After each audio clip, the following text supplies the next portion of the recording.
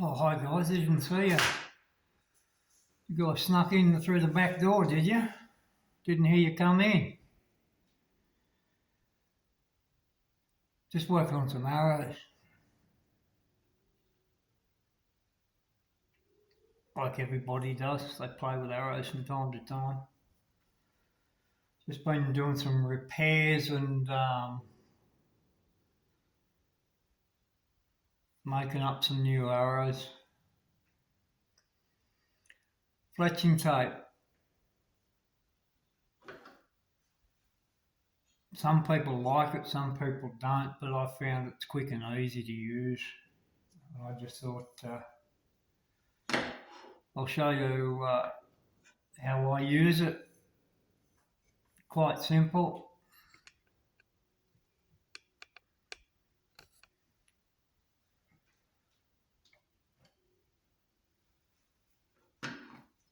Rightio, obviously we've got our fletch, got our clamp.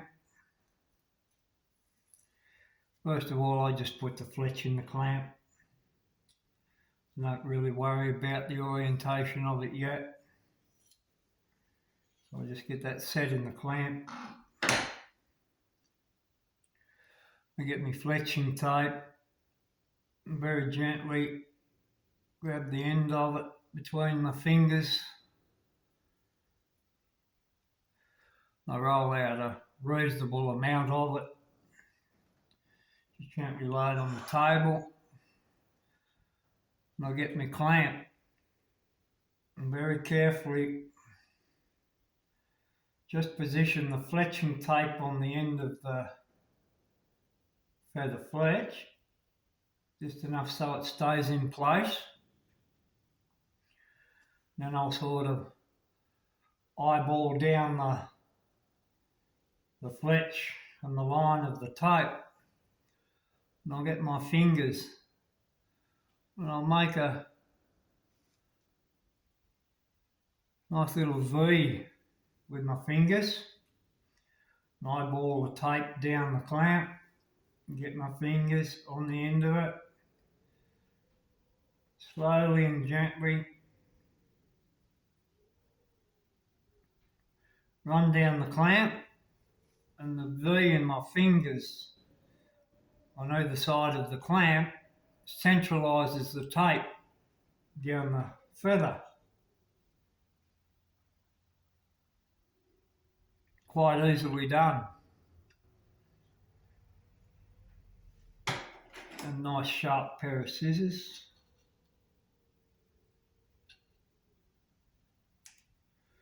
Trim the tape off. Back of a fingernail, thumbnail, whatever you want. I'll squeeze the clamp together with a bit of pressure to hold the fletch so it doesn't move. I'll use the back of my thumbnail with a reasonable amount of pressure. Run it down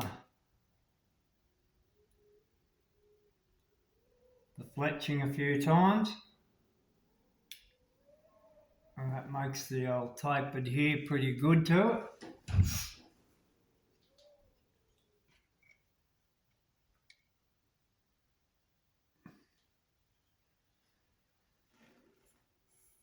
And now I've been playing with slight helical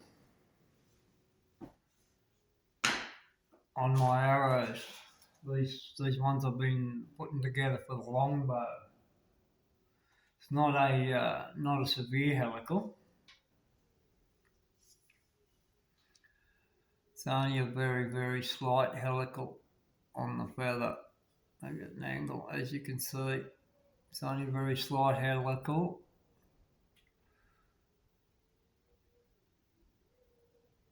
Because I reckon with a lot of helical on your fletching, it can start to slow the arrow down. We'll stabilise it very, very quickly.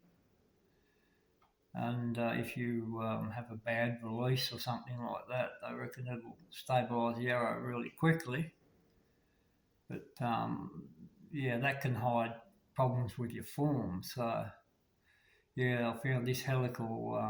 These ones I'm making up now are just because I made up half a dozen of these, and I first session with them out in the backyard, I trashed two of them. So I've got some other shafts. So I'm just making up another couple of them, and they come in at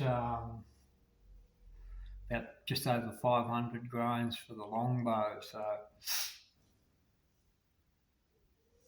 yeah, so that's the amount of helical that I've got on them. So it's not a great deal, but it's just enough to give them a rotation as they head towards the target. So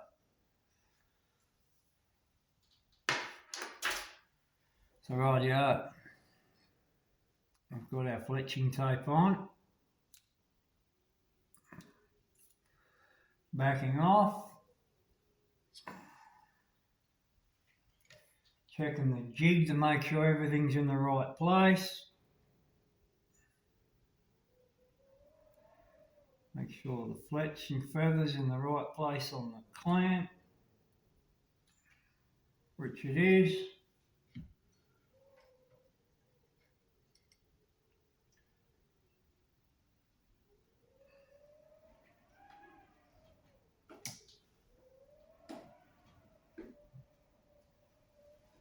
Double checking everything. Down we go. Now, because this clamp I've got doesn't have the helical in the clamp, this particular jig here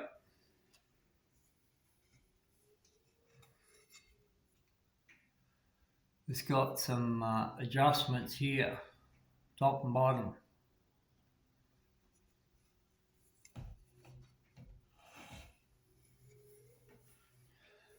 So I can move the clamp at the front of the fletching either direction and the same on the back of it. So that's how I get in my slight helical with a straight clamp. Now I wouldn't say it's as good as the clamps. I've never used them, but this is a little bit fiddly with this particular clamp. So anyhow, we've got our fletching in place.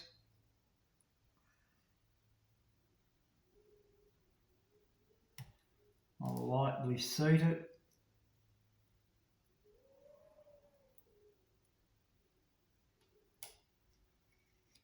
So it stays in place. Double checking everything. And then on the side of the fletch where you've got that little bit of a step, I'll just take my thumbnail and run it down the side of the fletching. Because then what it does on the offset at the back of the fletching, it'll roll it across this direction that I want the helical to go. So it's just a bit of a pain with this type of fletching jig.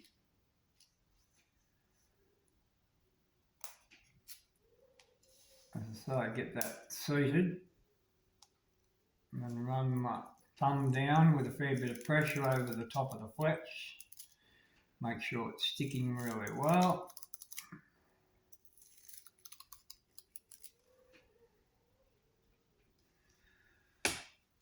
And voila, we've got an ever so slight helical fletch on the arrow. So yeah, that's how easy fletching tape is to use.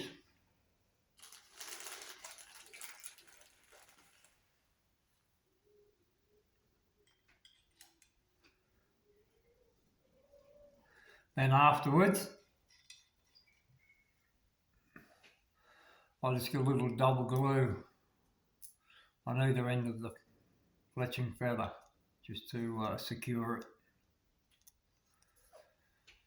And as you can see, I use a wrap on those arrows because when time comes to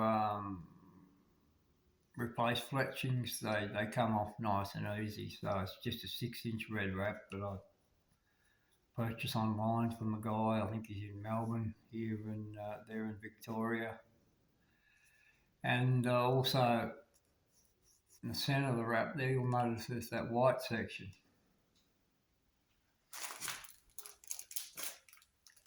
And what that is, it's another wrap. No, I buy them in 6-inch lengths.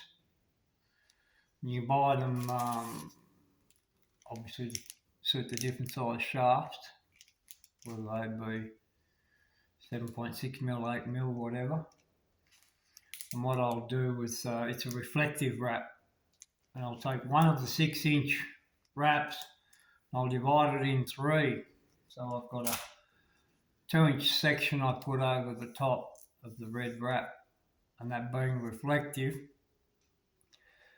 if I loose an arrow off into the scrub, I've got more chance of finding it. What I'll do is I generally don't come home from shooting out in the bush until it's nearly dark. So a couple of arrows I've had to go looking for just on dark, and I just always got a torch with me. So shining it around in the tall grass and the sticks and things, and they showed up really well. So that's just a little tip for you if you do have a habit of shooting somewhere where you might send an arrow off into the scrub and you have a bit of trouble finding it. So a little bit of reflective wrap, but as I say, you've got to wait till it gets quite dark before you can find them. So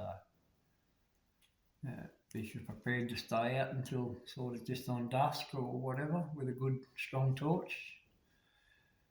You've got more chance of finding your arrow with that little bit of reflective wrap. You can cut them off or just put a little short piece around this section of the shaft too if you want. I just thought it might be nice to stick it underneath the fletchings.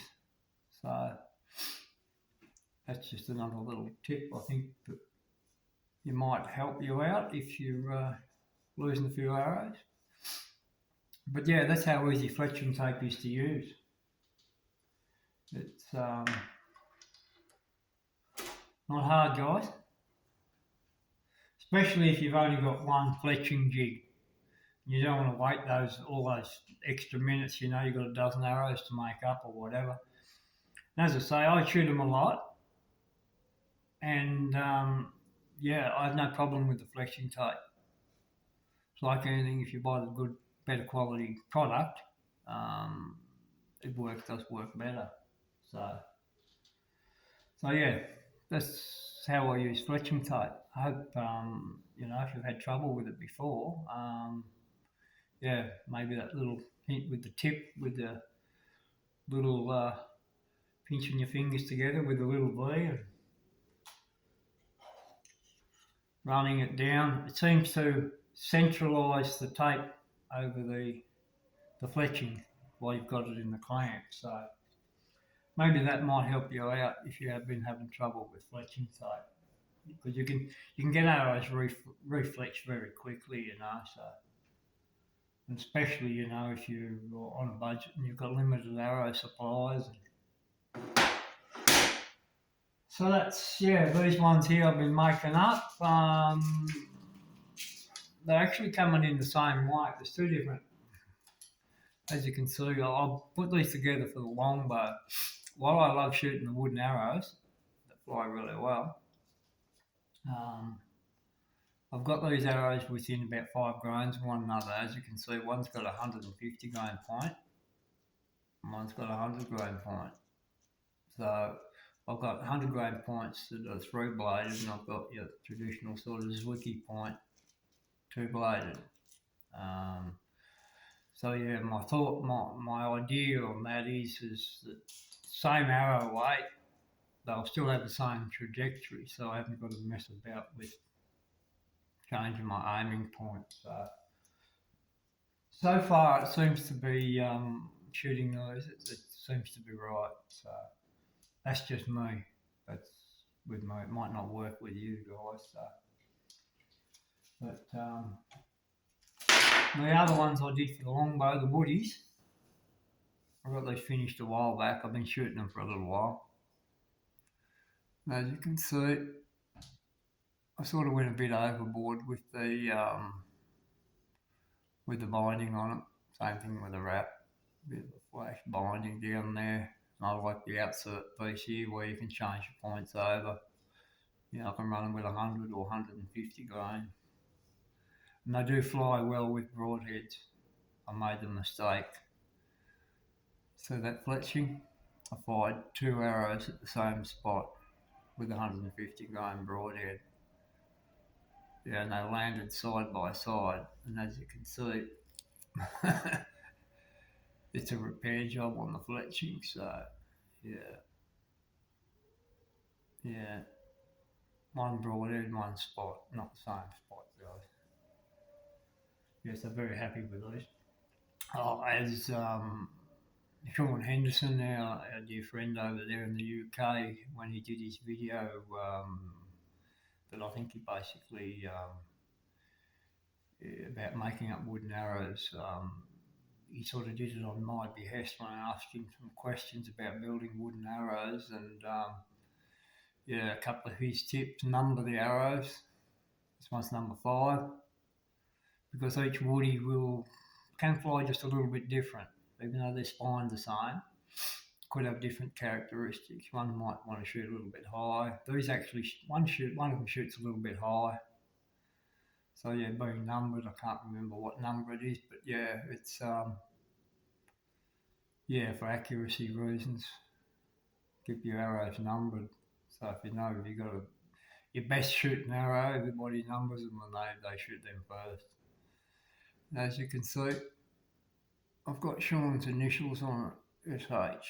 So it's a little tribute to Sean. I understand if you get to see this, Sean, or listen to this little video, mate. We all know you haven't been well, and I hope you get better soon, mate. I hope you're on the mend. So yeah, so that's my little bit of a tribute to our dear friend, the blind archer over there in the UK. So if you haven't seen his channel, check it out. He'll inspire you. He definitely inspired me. So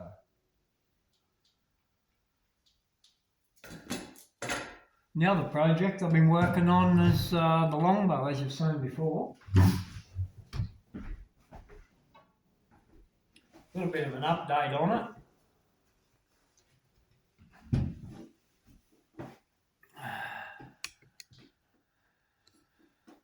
Wing tips turned out alright.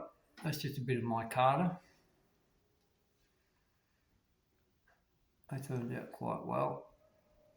Let's get him up there a bit. They turned out quite well. Very happy with it. Nice and smooth, no sharp edges, no nothing. Turned out well. And as you can see from the colour of it, I stripped all the, you know, a lot of those, the limbs come, they're just black, flat black. And it's just a coating on them. And I sanded it all back carefully, got rid of it. And as you can see, you might be able to see, I found this sort of streaked bluish grey sort of glass underneath it, which actually turned out to be a bonus, because that colour there is quite common in the Australian bush with gum trees, the bark, the leaves, all that sort of stuff. So yeah, it turned out really well. I've been shooting it, and I haven't got any anything on the side plate or the shelf. And the idea behind that was, while I was making up arrows, making sure they're tuned properly, not slapping up against the side of the bow or anything like that. I've been shooting it with nothing on the bow, and yeah, the arrows have come up really well. There's no noise at all as they go past the bow. So, but I still got to do a little bit of work on the grip, get the leather grip back on it, and I might build this section here up a little bit like I had before, because as you can see, there's a bit of a strange lump here, and it's forcing my hand to go in like a deep recurve grip, putting the hand on a more of an angle like that, and just gripping the bow along this section here instead of a nice deep, long sort of pressure right down to the root of my thumb. So yeah, that's still some little bit of a modification on the grip there to just to get it finished off to make it more suited to myself. As you know, everybody's different, and when you get older and things don't work as well, you know,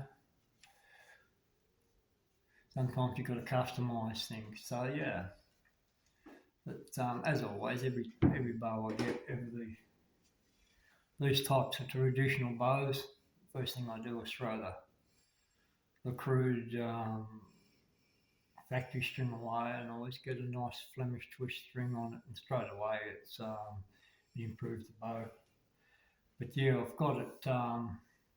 It's not shooting like a custom made bow, but I've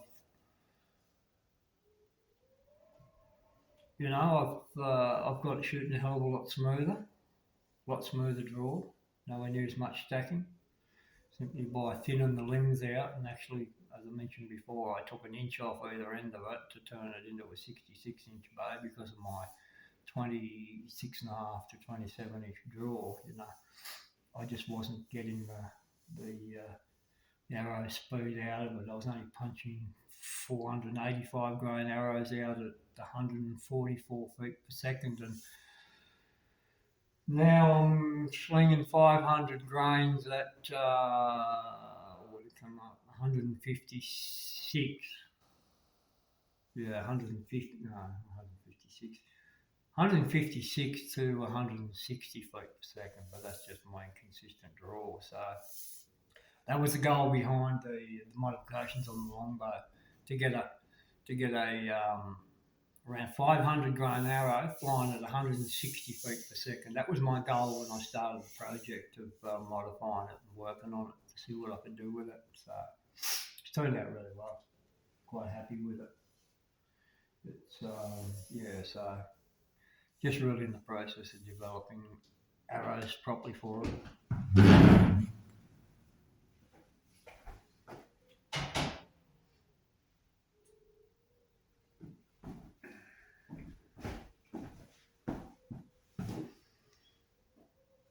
Failed AF archery Ottoman bow.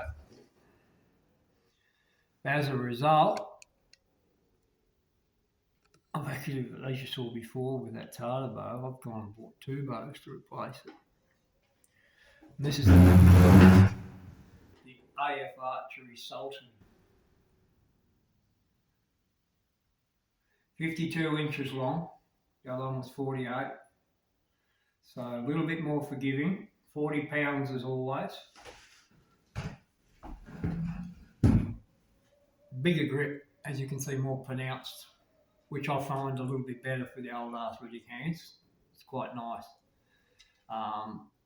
Same painting, same as the GB that I've got. So it's like a little sister to the GB. So yeah, I've shot it a bit. Still haven't figured it out 100%. Very smooth, really nice. Yeah, shooting about 10, 11 grains. It will shoot 12 or 13 grain arrow per pound arrows, but obviously a little bit slower. Makes it feel a little bit smoother. But yeah, so that's the Sultan.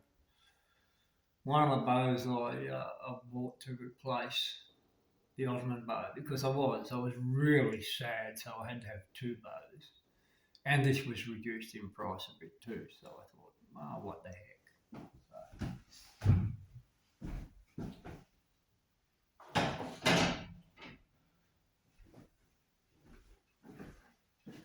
And as you can see, that's the GB, the same colour, without the design on one side, but yeah, still basic. Yeah. So yeah, it's the big brother to the other one.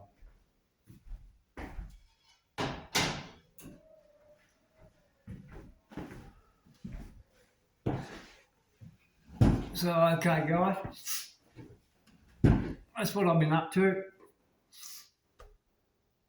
Arrows, repairing arrows, like we all do. It's one of the chores, those tasks that we don't like doing, but anyhow, in the end, it's got to be done. So, as you can see, the table full of stuff, bits and pieces. Also, when you buy arrows, they say that 3 thou straightness, 6 thou straightness. Yeah, I've done a lot of lathe work and machine work and that with my trade over the years, and yeah, when you're talking 3 thou straightness, it's not possible. Plus or minus 3 thou, which gives you a tolerance of 6 thou, 6 thousandths of an inch. Okay. Yeah, I've got brand new arrows there that say they're plus or minus 3 thou, and they're up around about 20 thou. So yeah, if you're buying arrows off eBay or cheaper arrows, and they're telling you they're 3 thou, plus or minus 3 thou or 6 thou, yeah, take it with a grain of salt. It's a bit of a pig in a poke. So yeah, I can honestly say that 3 thou plus or minus 3 thou run out arrows, they're at least half a millimetre. So yeah, that's just a little bit of advice on arrows, mate. If you guys, if you think that buying straighter arrows or whatever, you will help you become a great archer. Well, yeah. Not unless you're shooting targets at 50, 75 metres like the Olympic archers do, Spend hundreds and hundreds and hundreds of dollars on arrows, and let's face it, wooden arrows, you see blokes shooting wooden arrows, very accurately. So, yeah. And the good thing about wooden arrows, you can grab them and bend them and twist them, you can straighten them out, and they'll shoot them into the target a few times, and then I'll bring them back inside and put them on my arrow spinner, and they're not straight, but they're still shooting perfectly okay. So, yeah, that's just a little bit on I found with arrows. So that's enough. The video's getting too long. Hope you're all doing well, guys. Again, hope you're on the mend, Sean, over there in the UK. Peace and happiness from down under, guys. Shoot straight. Stay well.